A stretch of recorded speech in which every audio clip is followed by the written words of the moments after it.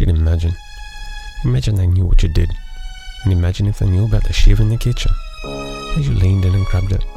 Now imagine, telling them you tried to slice and dice me like an onion ring, then did your best to stick it between my ribs. Shit, imagine. The abuse on a daily basis, the slyness of your lies you say to them. Now imagine, what would they do if they knew the truth?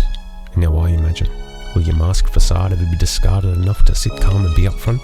Shit, imagine. As I slip and slide into these pits of my internal life, the ups and downs, the twists and flips of this coaster ride. In the first minute on top, in the very next I'm dying to hide.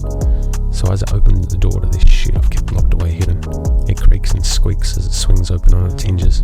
I know what's here, it's always been here, just sitting, too confused to let it out in the open. It's had me flipping and tripping on the inside. How's it to be written, then for me to spit it? Telling me I'm nothing with your filled mouth expressing, while you throw down a pile of your antidepressants, pointing your finger blaming me for your shit mood and stresses, doing your best to numb out your own pain by any means to suppress it, pretending shit's fine and dandy on the surface but it isn't, projecting your shit with your blaming cause you're hurt so you twist it, straight at the nearest ones to you, then bitch to the gits who visit. What you're suppressing is the loneliness and the fist you want to hit with. But what am I saying want to hit with? You've already downed a bottle, now they're screaming and swinging. Right hook, left hook, fuck me dead bitch's work I've just finished. With the school lunches packed, sitting and ready for the kids. Cleaned and tidied after prepping dinner in the kitchen. Floor swept and sink wiped fresh from doing the dishes. And you're standing there screeching that I'm the piece of shit. I'm still struggling to believe I enabled 15 years of this. And so you're passed out now after your nightly tirade against everything about me, it seemed, and I believed it, wench. You were fucking clever too, the ways you hid this deceiving stench. How could the kids repeat what wasn't seen? All of it done whilst absent or while they slept. But this force is no longer absent, with ears open and no longer deaf. The truth always surfaces, no more walking like I'm dead. Life blossoms daily with each intake and breath, cause never will I allow myself to be crushed and beat again by anything you do or anything about me you speak against. Now imagine they knew what you did, and imagine if they knew about the shiv in the kitchen, as you leaned in and grabbed it. Now imagine, telling them you tried to slice and dice me like an onion ring, and did your best to stick it between my ribs.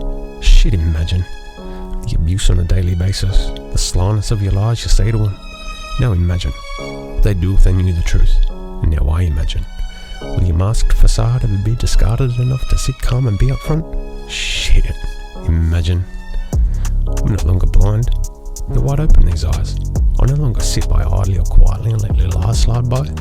I'm done deciding whether or not to try it, cause I'd rather die fighting your lies than back there reticent and hiding. Like them nights your eyes got bright when inside of them white lines. And like always, these lines are for any who've died quietly inside. Then from the ashes of the fire they rise, and never is it gender specified. Neither stamped with time, it's timeless. So really, I should thank you in hindsight. Thanks to it, I've developed boundaries of phenomenal strength. You see, it's interesting. This is something one is required to possess, to demonstrate any level of self-respect. And as it's been noticed, if they're crossed or with a missed, you'll be thrown back with the force of an electric fence, just like in Jurassic Park and that Tyrannosaurus Rex, trying to destroy people's lives with its fetid breath. It'll be a similar ending to any who want to step to this edge. I'll rip apart every facade you wear and tear it to shreds, and if it's done, it'll be done with awareness and zilch innocence. I've already made them clear as day, so there's no confusion. The black and white like my attire is, there's no delusion. Don't come close again, you heard the first time, you ain't stupid. Or the same thing will happen as happens to unwanted protrusions. Cleaned out and disinfected with methylated spirits, then wrapped up in barbed wire to be drained of fluids. Hanging upside down, watching it rain down in rivulets, with leeches cleaning and piranhas nibbling at your giblets. And you know what? You're right this time. This is pretty in line with ghostwriting, but tonight I'm simplifying.